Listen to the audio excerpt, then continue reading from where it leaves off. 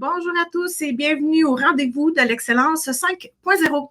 Alors, nous nous revoyons encore une fois chaque mois pour continuer à discuter des différentes approches et différentes méthodologies que l'excellence peut apporter dans les organisations à l'ère de l'industrie 5.0. Et aujourd'hui, je suis très contente de vous présenter mon invité, Thibault Genève, qui est conseiller en innovation et en industrie 5.0 au DEL, donc Développement économique Longueuil, et au Digifab. Bonjour Thibault. Bonjour Véronica, bonjour tout le monde. Merci d'être avec nous. Alors, avant de commencer, répétez à tout le monde ou invitez les gens à nous marquer les commentaires dans le chat de LinkedIn. Nous allons répondre à vos commentaires directement de vive voix. Dites-nous bonjour, saluez-nous, saluez-vous entre vous, mais rajoutez-nous vos commentaires pour qu'on puisse y répondre et vos questions surtout pour qu'on puisse y répondre pendant l'épisode. Alors Thibault, merci encore une fois. Plaisir. Pour commencer, explique-nous qu'est-ce qui t'a amené à t'intéresser à l'innovation et à l'industrie 5.0? Alors, ça a été un cheminement de carrière, je dirais. Initialement, je suis toujours d'ailleurs ingénieur en risque industriel, donc j'ai une expérience comme tu l'entends en Europe initialement et puis depuis 8 ans maintenant au Canada. Donc, tout type de risque industriel, j'ai malgré tout un appétit un peu particulier pour tout ce qui va être développement durable et tout ce qui va être responsabilité sociétale des entreprises, la fameuse RSE, ESG dont on entend beaucoup parler actuellement. J'ai commencé assez tôt dans ma carrière à travailler comme ça. J'ai poursuivi même des cours universitaires dans ce domaine-là. Je suis même à titre bénévole, hein, je suis animateur de la fresque du climat et de la fresque du numérique. Là, je ne sais pas si tu connais ça, mais en tout cas, c'est des sessions d'information publique sur les enjeux climatiques et les enjeux du numérique. Donc, je place, d'ailleurs, lundi, je fais une session publique ouverte à tout le monde et gratuite sur la fresque du numérique. Donc, à Montréal, donc lundi de 17h30 à 20h30, ce lundi. S'il y en a qui sont intéressés, il y a un événement LinkedIn, vous pouvez me demander vous pouvez cliquer sur mon nom pour me poser des questions, je me ferai plaisir de vous amener là-dessus. Donc, en tout cas, un appétit pour le développement durable et pour le numérique, le technologique et mon deuxième crush, ça va être la technologie justement. J'ai commencé ça un peu plus tard dans ma carrière. Quand je suis arrivé au Canada, j'ai eu la chance de travailler pour une organisation qui implantait des solutions technologiques toujours dans cet esprit de gestion des risques industriels. Voilà, tout type de technologie. Puis j'ai vraiment commencé à voir le côté positif de la techno. Okay, c'est-à-dire que cette technologie qui nous permet de sauver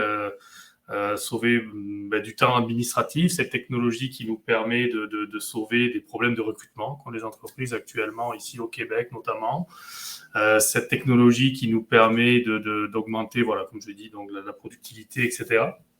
Donc, j'ai sauté en plein dedans là-dedans, j'ai beaucoup appris au niveau technique sur qu'est-ce que c'était la technologie. Et puis, je te dirais que petit à petit, mon cerveau développement durable a rencontré mon cerveau technologique et qu'il n'y a pas eu une histoire d'amour immédiate entre les deux. Oh ouais. C'est ça.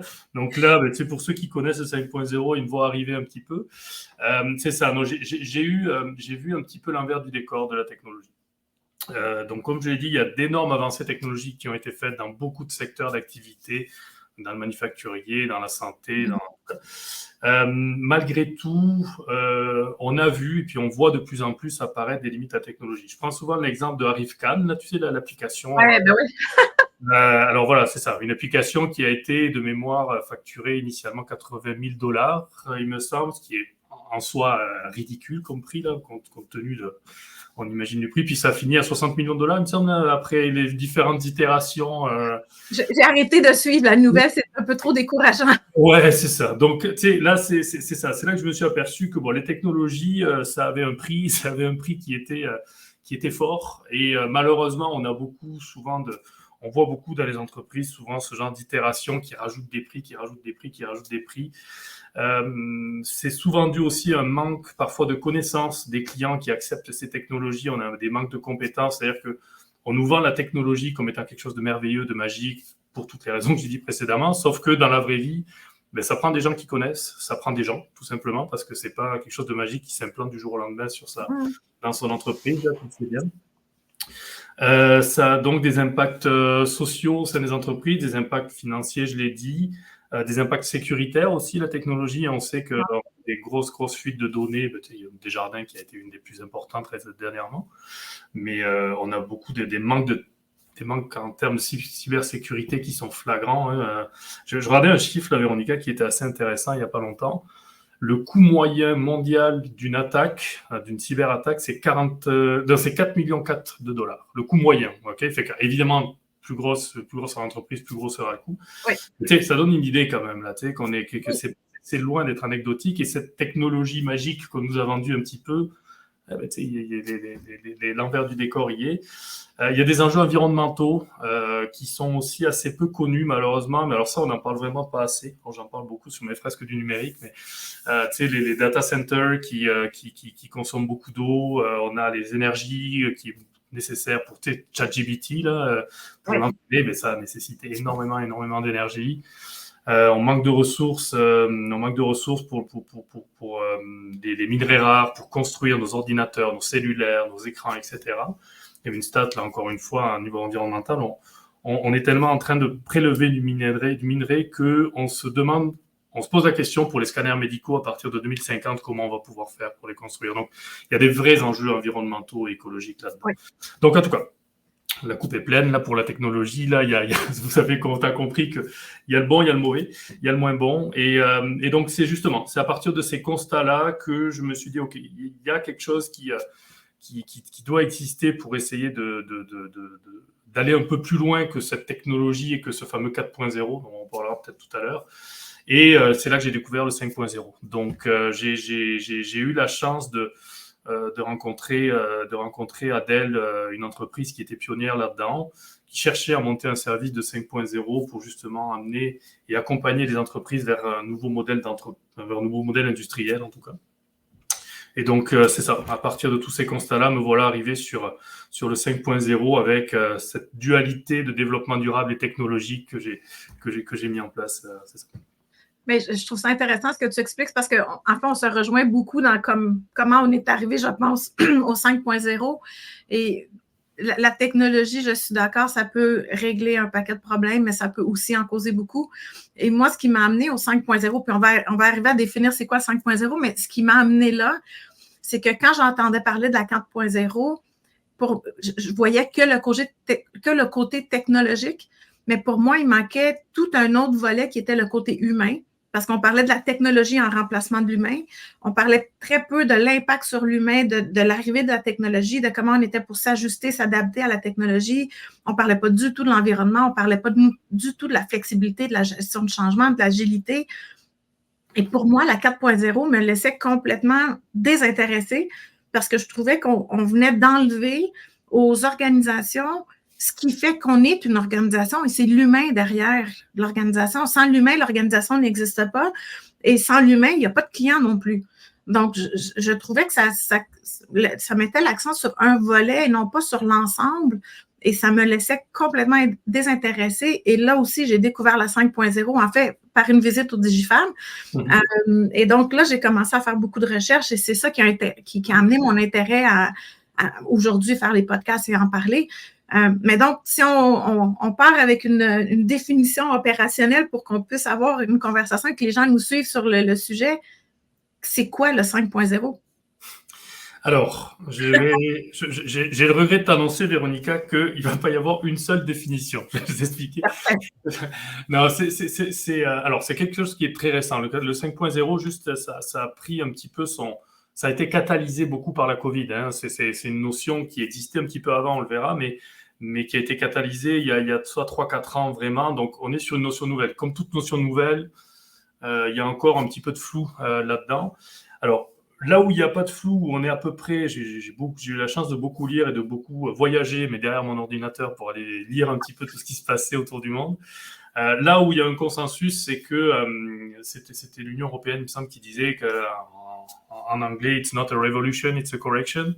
C'est-à-dire que c'est ça. On a un aspect sur lequel on est d'accord, c'est que historiquement, d'accord, si on parle de 5.0, c'est qu'il y a eu révolution industrielle avant. Alors, bon, je ne vais pas rentrer trop dans les détails, mais à savoir qu'on a une première révolution industrielle il y a 250 ans qui a eu lieu, qui a industrialisé un petit peu le monde à travers la machine à vapeur. Et puis, on est arrivé à la deuxième qui a eu plutôt une évolution énergétique, puisqu'on a commencé à exacerber l'électricité et le pétrole notamment. Une troisième qui, elle, dans les années 70, a mis en place l'informatique. Donc là, on était vraiment sur une vraie révolution dans le sens aussi où on est passé sur la robotisation, sur l'automatisation. Donc, tu sais, on commence à parler, ce que tu disais tout à l'heure, un peu de sortir l'être humain de cette chaîne de production. Là, tu sais, c'est à partir de là qu'on a commencé aussi avec la mondialisation qui est arrivée à ce moment-là.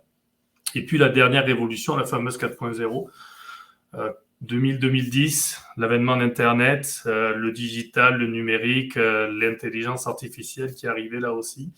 Donc, le constat qui fait consensus aujourd'hui, c'est que l'ensemble de ces révolutions ont amené énormément de technologies, de nouvelles technologies, ont fait, comme je le disais tout à l'heure, énormément une grosse augmentation de la production mondiale, mais ont entraîné des problèmes climatiques, des problèmes sociaux, des problèmes environnementaux, des pandémies, etc.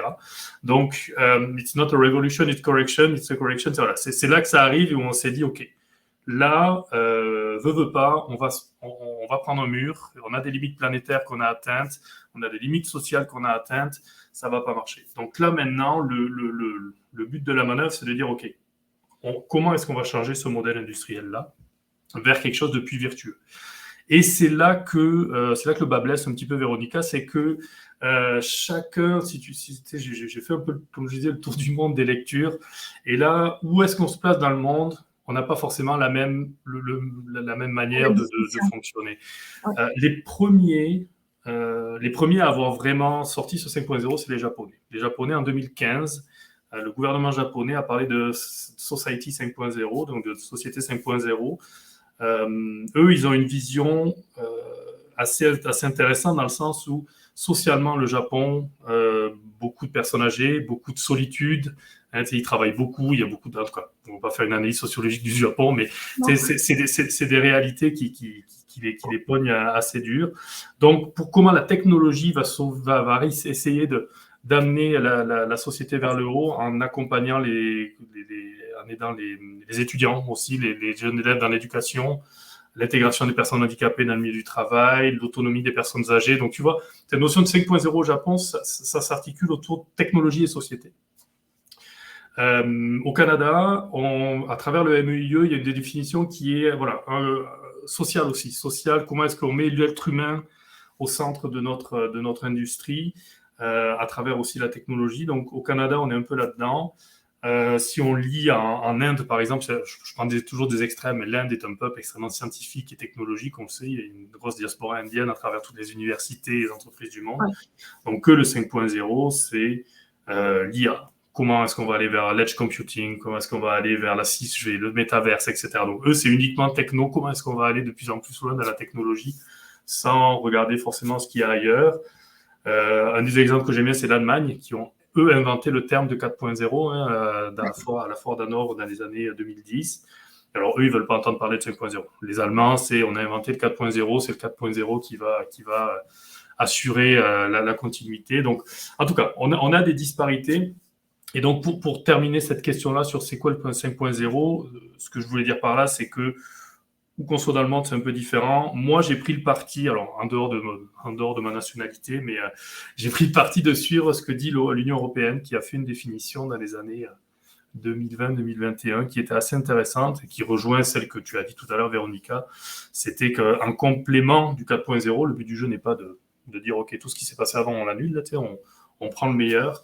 Et en substance, c'était un complément de 4.0. On va placer le bien-être du travailleur au centre du processus de production, en incluant le fait que les industries doivent aussi l'idée une transformation numérique et une transition verte, une transition écologique. Donc, j'ai trouvé ça intéressant dans ce document-là d'avoir cet aspect social, cet aspect environnemental, cet aspect techno, pour assurer finalement la résilience de l'entreprise. Donc, moi, je me suis vraiment basé au sein du Dell Digifab pour mes outils de diagnostic de 5.0 sur cette définition-là, et qui, je sais, voilà, on en a déjà discuté tous les deux, oui. C'est un petit peu ça qui t'anime aussi, ouais. Oui, on se retrouve dans cette définition commune, si on veut.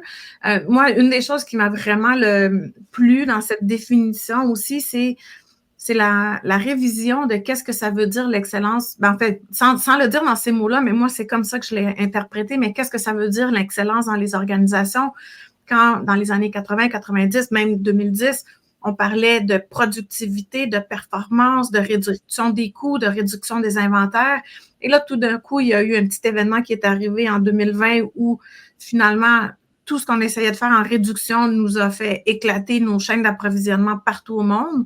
Et là, on s'est rendu compte que c'était plus nécessairement qu'une réduction qui était nécessaire, mais une flexibilité.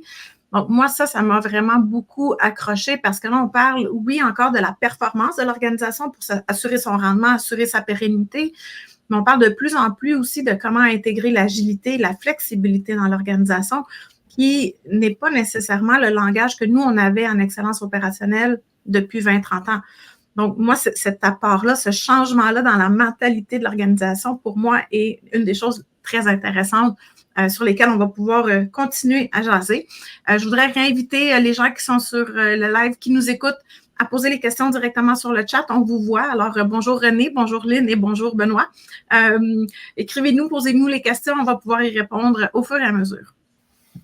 Alors, maintenant, avec toute la définition complexe et territoriale, en quelque sorte, que tu nous as partagée, qu'est-ce que tu vois, disons, si on s'en tient à ici, Québec, Canada et Amérique du Nord, qu'est-ce que tu vois au niveau des besoins des organisations par rapport à l'arrivée ou la préparation vers le 5.0? Je sais pas, en fait, peut-être ma première question, est-ce qu'on peut dire que le 5.0 est vraiment arrivé ici?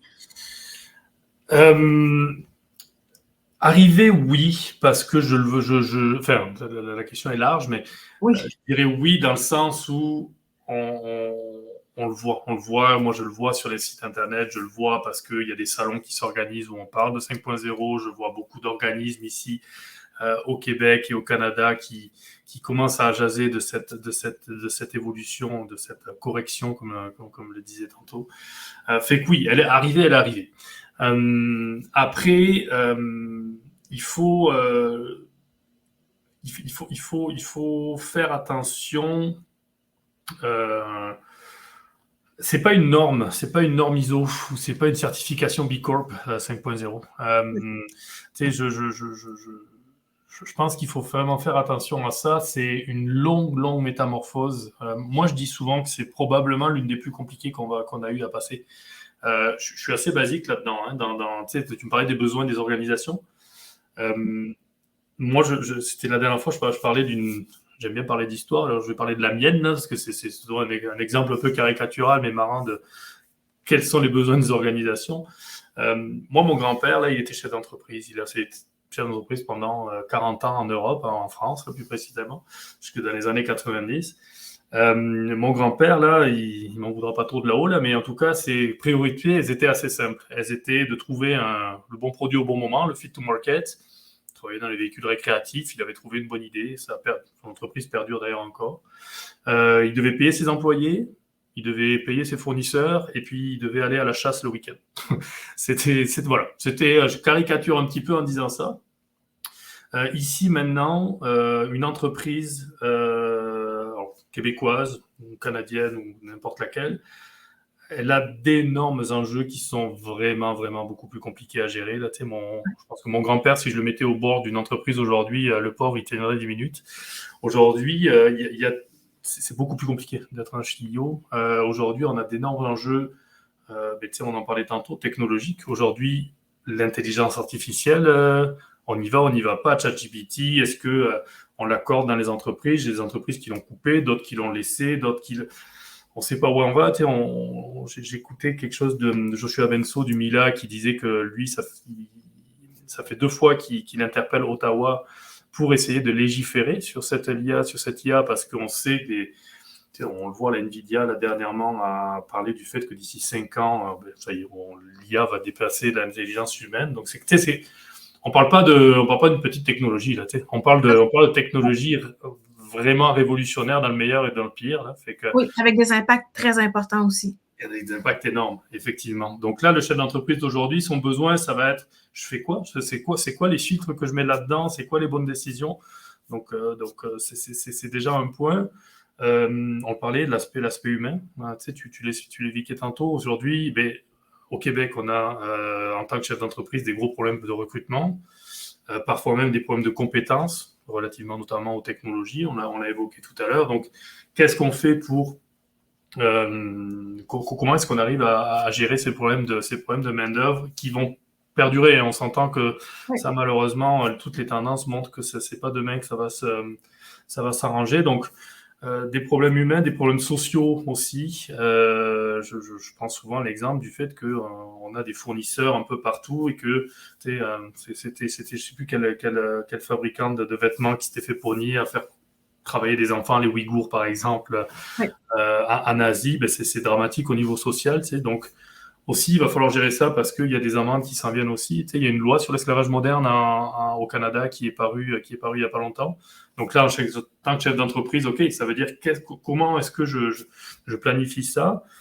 Des enjeux environnementaux, ça j'en ai parlé, je ne vais pas y revenir. On a des réglementations à suivre de plus en plus dures sur l'environnement. Donc aujourd'hui, le besoin d'une entreprise, c'est, encore une fois, qu'est-ce que je fais comme filtre là-dessus? La flexibilité de production, ça c'est un point très intéressant que tu parlais tantôt, effectivement, c'est comment est-ce que une marque je sais qu'une marque de vêtements québécoise au moment de la Covid, elle a hyper bien réagi en allant fabriquer au lieu des vêtements, en allant fabriquer des masques, ok. On a des marques d'alcool qui ont fabriqué des gels hydroalcooliques par exemple. Donc la flexibilité de production aujourd'hui, il faut l'inclure dans son modèle d'affaires. Ça devient une obligation parce que demain, en tout cas, je ne le souhaite pas, mais des Covid bis, il peut en retomber, des changements climatiques qui perturbent notre chaîne, ça va arriver, on le sait. Donc, juste les enjeux géopolitiques que l'on voit aussi, ça va perturber nos chaînes d'approvisionnement. Exactement. Et ça, c'est le dernier point, Véronica, que je voulais aborder. C'est que derrière, on voit aujourd'hui là, c'est bien triste, mais en tout cas, l'Ukraine-Russie, l'Israël-Palestine, ce qui se passe en Chine avec Taïwan, on voit toutes les attaques du flux maritime mondial qu'il y a en mer Rouge actuellement. Tu sais, le flux maritime, c'est 90% des flux physiques de marchandises. Fait que notre chaîne d'approvisionnement, comment est-ce qu'aujourd'hui on la gère, en tout cas? Mais même au niveau de la flexibilité, Thibault, ça va plus loin que juste la flexibilité opérationnelle de production, dans le sens que, puis je te donne un exemple que beaucoup de gens vont reconnaître, mais la flexibilité de décision aussi dans l'organisation, la flexibilité de pouvoir réajuster le tir et de pivoter rapidement, c'est pas toujours présent. Puis un exemple très facile qu'on peut donner au niveau de flexibilité de décision, on demande aux employés à tous les niveaux d'être plus proactifs, de prendre des décisions, de faire avancer les choses. Mais pour faire un crédit de 10 $ à un client, on a un processus d'approbation qui demande 4 signatures qui vont jusqu'au CEO puis qui reviennent après au client. Donc, est-ce que ça nous met de la flexibilité ou ça nous met des bâtons dans les roues pour être capable d'être plus facilement agile et plus facilement s'adapter aux situations que le marché peut nous apporter? Je vois qu'il y a 2 questions ici, puis Lynn, on va y revenir à ta question sur les technologies, mais la question de Marie-Ève, elle est un peu en lien avec ce que tu viens de parler au niveau de l'emploi. Elle demande quelles sont les implications de l'industrie 5.0 sur l'emploi et les compétences des travailleurs, notamment en formation. Je te dirais que moi, les besoins numéro 1 là-dedans, c'est justement des besoins en compétences des entreprises. C'est comment est-ce qu'on s'aperçoit, il y a une règle, j'ai eu il n'y a pas longtemps, qui est que c'est un client qui me disait, avant, il n'y a pas si longtemps que ça, le senior dans l'entreprise, la personne de, je vais dire des âges, tant pis, je vais peut-être pas me faire des amis, mais la personne de 50 ans environ, qui accueillait le petit nouveau, la petite nouvelle de 20 ou 25 ans, c'était le senior qui formait. Le senior formait les petits jeunes sur comment ça se passe dans l'entreprise. Aujourd'hui, on a un renversement. On a un renversement parce que technologiquement, les seniors je pense qu'il y a eu certains manques dans certaines entreprises. Alors, je ne vais pas faire de généralité, bien évidemment, mais oui. On a laissé passer un petit peu on a laissé passer certains trains, parfois au niveau formation, et on se retrouve avec des personnes qui ont parfois beaucoup de réticence à l'idée d'utiliser des nouvelles technologies, ne serait-ce que des logiciels. Je ne parle même pas des choses incroyables. Oui.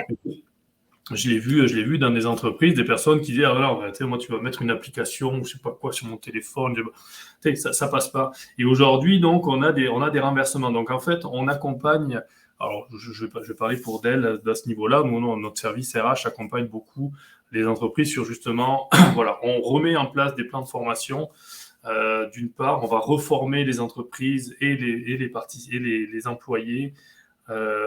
Est-ce qu'on a les bonnes personnes au bon endroit pour la technologie, pour utiliser la technologie, de la gestion de changement à l'intérieur. Donc, il y a beaucoup de choses à refaire. Donc, le 5.0, un des points particuliers, il y en a d'autres, ça va être justement sur ce point-là. Après, on met aussi beaucoup l'emphase sur la flexibilité de production, sur la phase opérationnelle. Ouais. Et aussi que les employés soient ne serait-ce qu'informés que on met en place aussi des changements de production qui peuvent intervenir aussi bien radicalement que ce qu'on a vécu au moment de la Covid. Donc, c'est beaucoup sur la formation qu'on agit actuellement.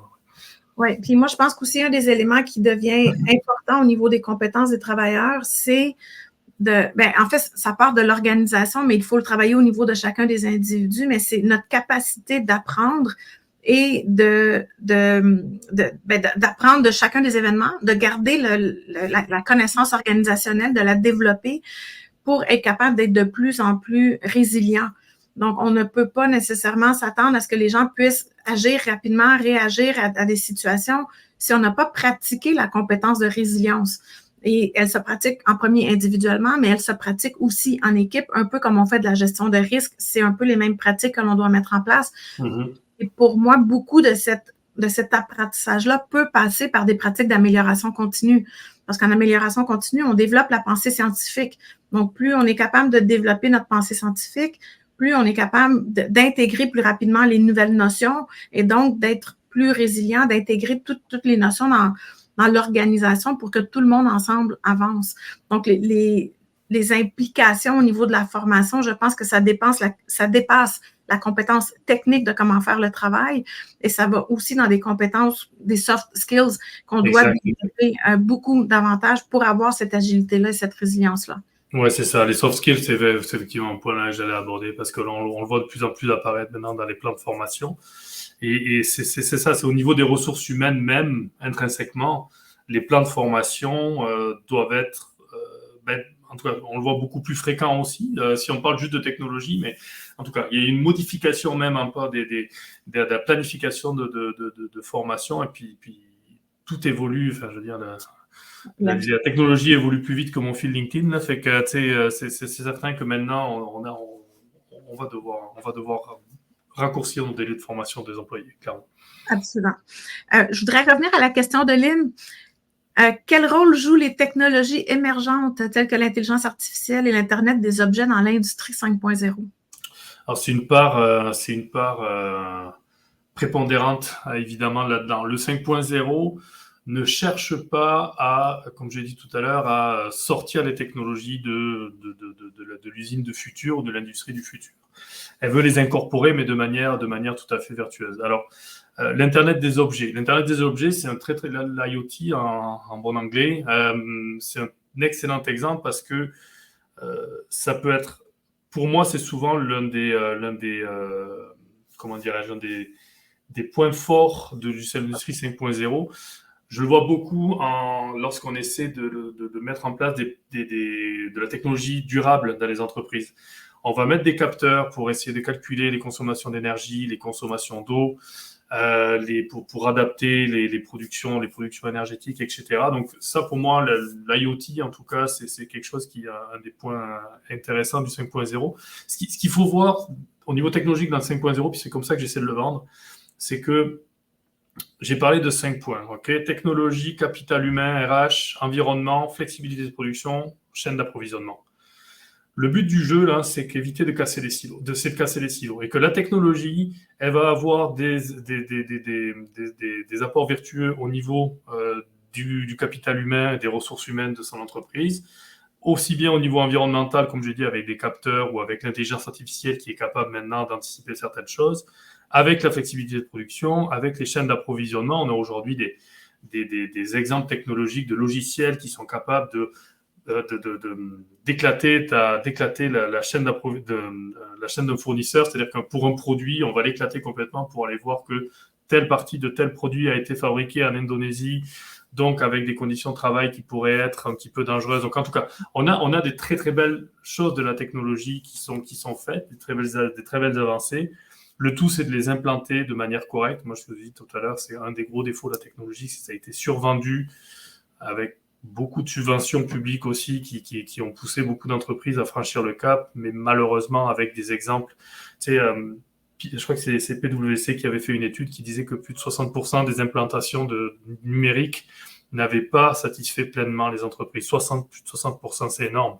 Donc, on a surimplanté des technologies, mais pas forcément de la bonne manière dans les entreprises. Donc, je pense que le paradigme de la technologie, c'est que ça peut être extrêmement vertueux, mais attention à la manière dont on l'implante. Donc après, dans le 5.0, c'est ça le but du jeu, c'est de la technologie, oui, mais attention à la manière dont on implante ça. Oui, et puis je vais faire le parallèle. Le mois dernier, on a parlé avec Jean de la firme Newligent qui font de l'intelligence artificielle. Et lui, ce qu'il nous proposait, c'était aussi de penser à l'intelligence artificielle comme un complément au travail de l'humain et non pas un remplacement de l'humain. Et moi, des lectures que j'ai faites sur le 5.0, on parle beaucoup de la collaboration humain-machine. Donc, la technologie va venir compléter, l'humain va venir aider l'humain à effectuer des tâches, mais elle n'est pas nécessairement là pour complètement remplacer et dire qu'on enlève l'humain de l'équation, d'où l'importance de comment on la met en place, les études qu'on fait au préalable avant de choisir la technologie et de l'amener pour s'assurer qu'elle répond aux vrais besoins et non pas de faire un copier-coller d'une technologie qui fonctionne ailleurs, mais qui ne s'applique pas nécessairement chez nous. Donc, c'est vraiment un complément à ce que l'organisation veut réaliser. C'est un outil par lequel l'organisation va passer. Ce n'est pas son centre d'action, n'est pas la technologie. C'est vraiment un outil qui complémente le reste de l'organisation. Je vais faire du pouce là-dessus. Il y a un port en Allemagne ou en Belgique qui a un port maritime qui a complètement automatisé l'ensemble de ces opérations de chargement, déchargement des containers. Il me semble que c'était un peu avant la Covid, ils se sont retrouvés pris par une cyberattaque, donc arrêt complet des opérations portuaires. Donc là, pour moi, c'est l'exemple parfait pour dire que plus personne n'est capable d'utiliser donc du coup les grues, les porte-conteneurs qui pourra décharger les conteneurs. On se retrouve avec une perte économique bien évidemment énorme. Le temps que on traite la cyberattaque, on remette en place tous les systèmes en place, et puis au coût en fait de l'installation, le port avait calculé que finalement l'automatisation complète n'avait pas du tout été une bonne opération financière. C'est d'ailleurs pour ça que c'était en juin dernier que le port de Vancouver il y a eu une grosse grève au port de Vancouver. Il me semble que c'est sûr que l'une des préconisations, c'était justement de dire non à l'automatisation complète et qu'on veut garder effectivement l'être humain là-dedans, parce que on imagine toujours que c'est merveilleux, on va pouvoir économiser des ressources humaines là-dedans, de l'argent. À la fin de la journée, c'est pas vrai. Et de plus en plus, on s'aperçoit de ça. Donc, c'est des exemples assez probants. Avant qu'on continue avec mes questions, il y a une autre question qui est rentrée sur le chat. Pablo demande si on n'a pas atteint le 4.0, est-ce qu'on peut passer au 5.0? Ouais. Alors ça, c'est une bonne question de Pablo. Je vais être tout à fait honnête avec vous, je n'aime pas du tout la notion de 5.0, de 4.0, de 3.0. En fait, malheureusement, on l'appelle comme ça, donc on va faire avec. Mais plus sérieusement, le nombre de clients que je vois qui me disent « Ah ouais, mais tu sais, moi, tu me parles de 5.0, j'ai même pas fait de 3.0 ». Le but du jeu n'est pas de dire « Ok, je suis à 4.5, 4.6 ou 5.2 ». Le but du jeu n'est pas là, le but du jeu est de tendre vers. Du jeu, c'est d'avoir une... Donc, le 4.0, on l'a dit, il va continuer à vivre. Si on veut appeler les choses par leur nom, il va continuer à vivre, d'accord, vers le 5.0. Mais je pense que le but du jeu, moi, j'aimerais sortir ces notions de chiffres qui rendent ça un peu comme des paliers finalement à atteindre. Ouais. Moi, en tout cas, je suis pas un grand partisan de ce genre de choses-là. C'est pas des paliers qu'on a atteints, c'est des cibles qu'on doit viser organisationnelles. Donc, Le 4.0, c'est on a numérisé, digitalisé une partie, toute une partie de son entreprise. C'est pas parce qu'on n'a pas tout numérisé qu'on va pas pouvoir commencer à penser à nos ressources humaines en interne, qu'on va pas pouvoir commencer à penser aux enjeux environnementaux, etc. Donc c'est vraiment des cibles d'organisation qu'il faut qu'on atteigne plutôt que des chiffres et des paliers à passer. Ouais. Tout à fait. Une autre question. Est-ce que l'industrie 5.0 va favoriser les écosystèmes collaboratifs? Ouais, alors ça c'est justement un des gros points forts du 5.0. J'en ai pas parlé effectivement jusqu'à maintenant, mais c'est l'essor des parties prenantes. Toutes les politiques, notamment de responsabilité sociétale des entreprises, de RSE ou de développement durable, pour ne parler que de ça, favorisent énormément la communication avec les parties prenantes. Ce que le 4.0 ne faisait pas tellement pour le présent, mais en tout cas, là maintenant, on va communiquer beaucoup plus. Je parlais de certification tout à l'heure, lorsqu'on va aller suivre des normes ISO 26000, c'est celle qui gère justement la partie RSE, comment est-ce qu'on va aller interroger nos parties prenantes sur le modèle de notre entreprise? Eh bien, ça va être comment est-ce qu'on va aller interroger en interne nos actionnaires, en interne nos salariés déjà, on en a déjà parlé évidemment, mais en externe nos voisins géographiques. On fait souvent notamment avec le service de développement durable des maillages d'entreprises, c'est-à-dire que la dernière fois on était à Boucherville, donc les entreprises de Boucherville, des voisins, toi, tes produits, toi, ce que tu jettes, ça peut peut-être m'intéresser, moi, ça peut être un produit entrant pour moi. Fait qu'en tout cas, beaucoup de communication, beaucoup d'échanges. On sait au niveau environnemental que la chaleur perdue d'une entreprise peut devenir, encore une fois, une donnée entrante aussi pour une autre. Donc, on va favoriser ça. Et puis ça, je trouve ça merveilleux parce que moi, c'est vers là que je veux aller, c'est casser les silos. Et aller interroger nos parties prenantes en interne, en externe et favoriser enfin peut-être, je dirais enfin, la communication à l'intérieur d'une entreprise. Moi, j'aurais le goût d'ajouter que je pense que les impératifs de transformation industrielle et sociétale font en sorte qu'on va se rendre à des écosystèmes collaboratifs. Est-ce que c'est le 5.0 qui va l'apporter ou qui va l'aider? Peut-être. Mais je pense que les besoins, qu'on parle de 5.0 dans une organisation ou pas aujourd'hui, les enjeux de la chaîne d'approvisionnement, les enjeux environnementaux, les enjeux de ressources de personnel, d'accès à des fournisseurs, comme par exemple dans le milieu du transport où il manque énormément de camionneurs au Québec, je pense que tous ces enjeux-là vont nous amener vers, j'espère, un esprit de collaboration qui va être encore plus présent. Le 5.0 va peut-être être comme une petite cerise sur le sundae pour favoriser la communication ou un langage commun, mais je pense que c'est un impératif dans le marché actuel d'aujourd'hui. Effectivement. Là, on a bifurqué beaucoup des questions qu'on avait prévu discuter, mais c'est quand même des questions qui sont hyper intéressantes. Alors, continuez si vous avez d'autres questions à nous envoyer, mais as-tu déjà vu des exemples concrets d'organisations qui ont commencé à faire des pas vers le 5.0? Y a-t-il des exemples que tu peux nous partager? Oui, alors là encore une fois, je relève le flag que j'ai relevé tantôt sur le fait que j'ai vu des entreprises ici ou ailleurs qui mettaient sur leur site internet qu'ils avaient franchi le cap d'une industrie 5.0, etc.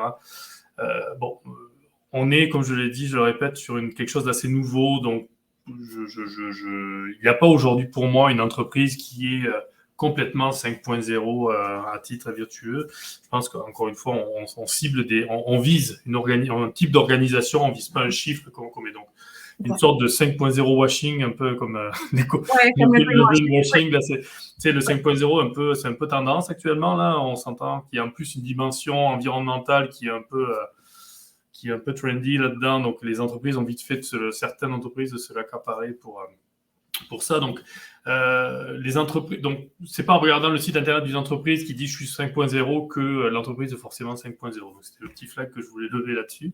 Après, de manière plus prosaïque, effectivement, on a des entreprises, alors plutôt en Europe, je dirais, qui ont lancé des choses, des grosses entreprises. Je parle à Schneider Electric notamment, je pense à Capgemini au niveau de l'intelligence de technologie de l'information en IT, qui eux ont des services qui sont assez bien développés dans ce sens-là, dans la définition qu'on entendait tout à l'heure.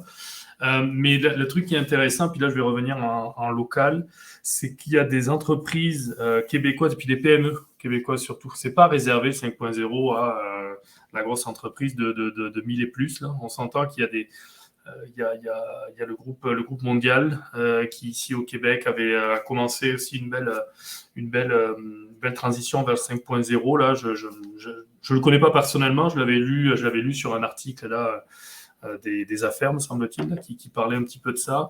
On a le groupe Adfast, que certains peut-être connaître aussi, qui eux vont entamer aussi, ça je vais avoir la chance de travailler avec, entamer aussi une démarche de transition vers ce 5.0 là. Mais le point commun, encore une fois, de ces deux entreprises, c'est pas des entreprises qui se disent 5.0. C'est des entreprises qui entament une transition, modestement, qui entament une transition vers ce 5.0. Donc, le fin mot de cette histoire, c'est on n'a pas d'entreprise complète 5.0, c'est pas vrai. Puis, je pense que toutes les entreprises que moi je rencontre, peut-être qu'il y en a dans l'auditoire aujourd'hui, mais c'est des entreprises qui commencent à se sensibiliser. Moi, je fais ça de manière extrêmement progressive avec les entreprises. C'est-à-dire qu'au début, je sensibilise. C'est quoi le 5.0 ? Un peu ce qu'on a dit aujourd'hui, pour faire connaître un peu à la direction, à tout le monde ce que c'est. Puis, on va pas franchir les étapes trop vite. Après, moi, mes étapes sont très progressives sur ça sert à rien d'aller prétendre à faire du 5.0 si derrière, tu n'as déjà pas mis en place une politique j'en sais rien, de réflexion sur ta chaîne d'approvisionnement. Je prends un exemple complètement... Ouais. Donc c'est ça. Donc aujourd'hui, pour répondre les exemples concrets, il n'y a pas d'exemple concret full 5.0, mais en tout cas, il y a des belles PME déjà au Québec là, qui entament une transition. J'en ai sûrement loupé, là, évidemment, mais c'était pour donner juste ce point-là, que ce n'est pas réservé au gros. C'est ça. Non, puis je pense que le fait que beaucoup du 5.0, c'est dans l'approche qu'on va apporter, c'est dans la réflexion que l'on veut avoir comme organisation. Ça ne prend pas nécessairement non plus un budget de fou pour être capable de commencer la réflexion. Donc, c'est de nous se poser la question, qu'est-ce qui est important pour nous comme organisation? Qu'est-ce qu'on veut commencer à intégrer? Allons apprendre qu'est-ce que le 5.0 dit, oui, mais qu'est-ce qu'on peut commencer à intégrer dans notre réflexion qui va nous permettre d'amener, comme tu dis, je suis d'accord avec toi, c'est pas le 5.0 qui est important, mais c'est comment est-ce qu'on va percevoir notre organisation pour l'amener vers une ligne directrice qui nous permet de combler les différents enjeux qui sont devant nous. Et donc, je pense que même si aujourd'hui, toi et moi, on parle d'une définition un peu de 5.0, j'ai l'impression que cette définition-là va être propre à chacune des organisations aussi par rapport à leur stratégie, par rapport à ce qu'ils veulent accomplir. Donc, ça va être encore plus difficile de dire « j'ai atteint le 5.0 » parce que d'une place à l'autre, ça va vouloir dire des choses différentes. C'est ça, c'est exactement ça. Puis tu sais, il y a un mot qu'on n'a pas encore trop employé aujourd'hui, c'est la notion de planification stratégique. C'est qu'en fait, c'est vraiment, c'est ça. Je pense que le cœur même de tout ça, c'est ça. C'est-à-dire, comment est-ce que ton entreprise, anticipe, c'est de la gestion de risque. C'est pour ça que je disais au tout début, moi, c'est ma job depuis le début, mais c'est comment est-ce qu'on va arriver à gérer, à mettre en place des moyens de prévention pour ces risques-là qui soient technologiques, RH, santé, sécurité, environnementaux, en tout cas, tout type de risque qui peut exister. C'est comment est-ce qu'on va faire cette planification stratégique. Et aujourd'hui, moi, ce que je vois beaucoup, c'est des entreprises qui ont peu de mal à gérer, ont déjà du mal à gérer leur day-to-day et qui ont du mal à se projeter, en fait. Parce qu'aujourd'hui, il y a tellement de choses à gérer que on a du mal à se projeter, puis c'est ça que sert mon métier, même toi Véronica, dans l'excellence opérationnelle. Le but du jeu, c'est de décomplexifier le complexe, finalement, essayer de démêler un petit peu les entreprises, de les aider à démêler ces gros nœuds-là qu'il y a actuellement. Oui, mais aussi, je pense que l'impact de la pandémie n'est pas à négliger non plus, parce qu'avant la pandémie, on faisait des planifications stratégiques sur quoi? 5 ans, 10 ans? 5 ans facilement dans la majorité des organisations. Et là, tout d'un coup, du jour au lendemain, nos vies ont été complètement basculées, complètement changées. Et là, la planification stratégique ou même la réflexion stratégique au-delà de 2 ans, de 3 ans, et avec la vitesse à laquelle la technologie change et la vitesse à laquelle tout notre monde est en train de changer, d'être capable de se dire, on va faire une réflexion stratégique qui va nous amener à tel point quand on ne sait pas du tout qu'est-ce qui va se passer entre aujourd'hui et tel point en question. Je pense que ça devient de plus en plus complexe pour les organisations, pour la réflexion aussi. Mais l'autre enjeu que moi, je vois beaucoup en lien avec ça, c'est que il y a beaucoup d'organisations qui font effectivement une révision stratégique, une réflexion à ce niveau. Mais quand on pose la question aux employés, est-ce que vous savez c'est quoi la stratégie de l'organisation, ce que vous voulez accomplir, où vous voulez aller? Et comme moi, c'est des questions que je pose à tous les mandats quand je commence à travailler avec quelqu'un, c'est des questions que je pose. Et surtout, je leur demande comment vous savez, à la fin de la journée, que vous avez eu une bonne journée et que vous avez aidé l'organisation à accomplir son objectif. La majorité des gens ne sont pas capables de me répondre. Donc, la stratégie, la réflexion de la stratégie, elle est importante au niveau de la direction, mais le déploiement après de la stratégie au niveau de toute l'organisation est aussi important et je pense qu'il fait partie intégrante d'une réflexion qui mène vers le 5.0 parce qu'on parle d'intégrer l'humain davantage dans nos réflexions, de l'importance de l'humain. D'ailleurs, moi, j'ai vu des articles où on parle de créer une proposition de valeur pour les employés. On parle plus juste d'une proposition de valeur vers les clients, mais à l'interne pour garder, attirer et retenir nos employés. Donc, on veut tendre vers la proposition de valeur employée, mais pour faire ça, il faut qu'on informe les clients, les employés de qu'est-ce qu'on veut accomplir, comment ils peuvent collaborer à cette réussite-là, qu'est-ce qu'ils peuvent contribuer, quelles initiatives ils peuvent déployer et travailler. Donc, la réflexion de la stratégie, c'est une chose, mais après, c'est comment on la partage dans l'ensemble de l'organisation et comment on s'assure qu'on s'en va tout le monde dans cette même direction. C'est toute une paire de manches. Et oui, ça prend beaucoup de temps. Ça prend beaucoup d'investissement, en fait, de temps et d'énergie, mais c'est effectivement une des choses qui, pour moi, va être prioritaire pour être capable de faire avancer, qu'on aille vers le 5.0, le 4.0, n'importe quel chiffre ici, pour faire avancer l'organisation. Ce sont des choses qui vont être absolument nécessaires. Exactement. Oui, Benoît, il nous demande s'ils peuvent obtenir des références ou des articles sur les sujets qu'on est en train de parler. On pourra en rajouter. J'en ai pas mal. Fait que on pourra rentrer en contact. Ouais, c'est sûr. C'est une question un peu dangereuse parce qu'on peut en partager beaucoup d'articles, mais oui, on pourra certainement rajouter des liens vers des informations sur le chat par la suite. Ma dernière question que j'étais pour te demander, je pense qu'on l'a discuté, on l'a décortiqué, on l'a revisité de plusieurs manières, mais concrètement, ben en fait, bon, la question était concrètement comment on peut intégrer les notions de 5.0 dans une organisation. Je pense qu'on vient de l'expliquer assez largement, mais je vais revenir à l'autre question qui fait toujours référence à mon expertise, qui est vraiment au niveau de l'excellence opérationnelle. Est-ce que tu vois le lien ou quel est le lien que tu vois entre ce qu'on discute du 5.0 et de qu'est-ce que ça peut amener dans une organisation avec l'excellence dans les organisations? Alors, je vais aller jouer sur tes plates-bandes, Véronica, tu me diras si... Avec plaisir. Mais pour moi, l'excellence opérationnelle, elle s'appelait peut-être pas comme ça avant, mais elle a toujours existé. C'est-à-dire que pour moi, l'excellence opérationnelle, c'est le fait qu'une industrie vise la meilleure manière de produire, en tout cas, avec les enjeux externes ou internes du moment. D'accord ? Donc pour moi, le 5.0, c'est juste un nouveau cadre pour atteindre l'excellence opérationnelle. Tu sais, les cadres changent au fur et à mesure des années et puis des perturbations qu'on vit, etc. Donc pour moi, le 5.0, c'est une partie intégrante de ton métier qui est l'excellence opérationnelle.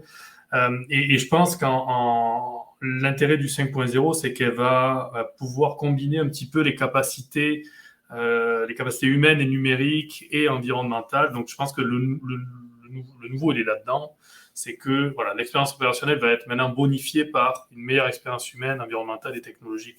Donc après, ça va être innové, ça va être optimiser les processus de production en intégrant des technologies numériques, en intégrant l'humain, les cobots, comme on appelle les robots collaborateurs, on va pouvoir utiliser l'IA pour améliorer la qualité, améliorer les coûts, pourquoi pas. On va pouvoir améliorer évidemment les politiques de développement durable, on va pouvoir optimiser tout ce qui fait répondre en tout cas rapidement au changement du marché, comme on l'a dit tout à l'heure. Donc, pour moi, le 5.0 n'est juste pour moi, toi, tu traverses le temps, et puis moi, je viens me poser à ce moment-là de la période pour essayer de donner un cadre. Donc, c'est ma vision un petit peu de comment est-ce qu'on l'intègre à travers l'intelligence. Toi, pour moi, voilà, ce qui se fait de mieux dans le temps, et puis après, c'est les petits outils qu'on rajoute au-dessus. Actuellement, l'outil, c'est le 5.0. Oui, je le vois bien comment tu l'expliques, puis c'est vrai que l'excellence opérationnelle, dans le temps, on l'a défini un peu différemment et on a tenté, on est allé dans certaines directions versus d'autres. Je pense qu'avec ce qu'on vient de vivre dans les dernières années, l'excellence opérationnelle, ce n'est plus autant seulement que la standardisation puis le contrôle absolu de la production et la réduction de coûts, mais c'est vraiment de comment, comme équipe et comme organisation, on peut tendre vers l'excellence qui, encore une fois, est propre à chacune des organisations, mais pour toujours mieux servir le client, mieux servir les employés, créer cet écosystème qui va être fonctionnel, mais qui va être propice aux changements auxquels on fait face aujourd'hui, mais qui va être capable de s'ajuster pour diminuer son impact aussi, ou pour avoir un meilleur impact. Donc, je pense que l'excellence est en train de...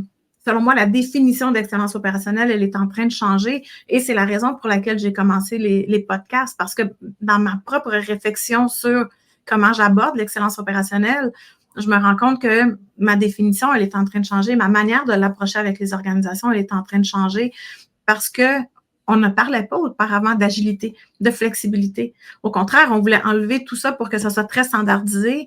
Aujourd'hui, je pense que c'est un impératif d'avoir de l'agilité, de la flexibilité. Donc, nos définitions de comment on travaille sont en train de changer. Je pense que l'excellence peut permettre d'avoir au sein d'une même organisation, on peut élaborer des définitions communes pour s'assurer qu'on travaille tout le monde dans la même direction avec ce qu'on vient de parler aussi au niveau de la stratégie qui est déployée dans une organisation.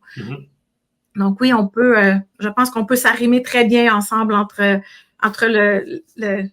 l'itération où on est rendu dans la révolution industrielle et l'excellence opérationnelle. Exactement. Je finis toujours avec un petit résumé des points que j'ai retenus de notre conversation, Thibault, mais en toute franchise, aujourd'hui, j'éprouve un peu de difficulté à arriver avec des points parce que le sujet, il est tellement vaste et tellement transformateur, mais en même temps, pas différent, mais tellement personnel dans la perception qu'on l'aborde, que j'ai presque le goût de dire que le premier point que je retiens, c'est comme équipe de gestionnaire ou comme équipe de dirigeants ou comme organisation, on doit se faire une certaine réflexion de qu'est-ce que ça veut dire pour nous, dans nos murs à nous et avec nos parties prenantes internes et externes. Qu'est-ce que ça veut dire le 5.0? Qu'est-ce que ça veut dire les 5 volets desquels tu as parlé? Sans même faire référence à l'itération où on est rendu, mais qu'est-ce que ça veut dire pour nous comme organisation atteindre un niveau d'excellence au niveau de la chaîne d'approvisionnement, au niveau des ressources humaines, de la production, de la technologie qu'on emmène. C'est le seul point que je retiens vraiment beaucoup aujourd'hui, c'est on doit faire notre propre réflexion comme équipe pour savoir qu'est-ce qui est important pour nous, où on veut s'en aller et de là, se faire notre propre chemin. Ça ne sera pas des chemins qu'on va pouvoir calquer du voisin ou de l'autre à côté. Par contre, on peut apprendre ensemble, on peut partager ensemble, on peut se challenger ensemble, entre organisations, on peut se challenger pour s'aider à aller peut-être un peu plus loin. Et certainement, ça va prendre la collaboration avec nos parties prenantes externes, autant qu'internes. Mais ce que je retiens, c'est ça, c'est qu'on doit se faire nos propres définitions de qu'est-ce qu'on veut atteindre et comment on va le faire. Et c'est ce comment qui va nous rapprocher de la fameuse industrie 5.0. Je ne pourrais pas dire mieux, Monica, c'est une excellente conclusion, effectivement. C'est un gros morceau qui atteint les entreprises. Moi, comme je dis souvent, j'ai rien à vendre là-dedans, mais il va falloir y passer, veut pas, il va falloir avoir cette réflexion-là. C'est pas juste parce que je suis en train de vendre mon petit bout de gras, là, c'est beaucoup plus profond que ça, malheureusement, je dirais. Donc, non, il va falloir que cette réflexion-là, les entreprises commencent à l'avoir, et puis on va essayer de les aider au mieux possible, mais c'est certain qu'il faut y passer maintenant. Ouais. Oui, absolument. Merci beaucoup. Merci Phil. Merci d'être là. Merci Thibault. Merci beaucoup d'avoir été avec moi aujourd'hui. C'était un plaisir, comme d'habitude, de jaser avec toi. Et puis, je vous partage qu'est-ce qui s'en vient justement le mois prochain. On va parler d'agilité. Donc, je vous partage qu'est-ce qui s'en vient pour le mois prochain. Merci encore à tous d'avoir été là. Et si jamais vous avez des sujets ou des idées de sujets qu'on pourrait aborder lors du podcast, envoyez-moi un petit message, ça va me faire plaisir d'aller chercher des gens qui pourront venir parler sur le sujet. Alors, merci beaucoup, à bientôt. Merci beaucoup.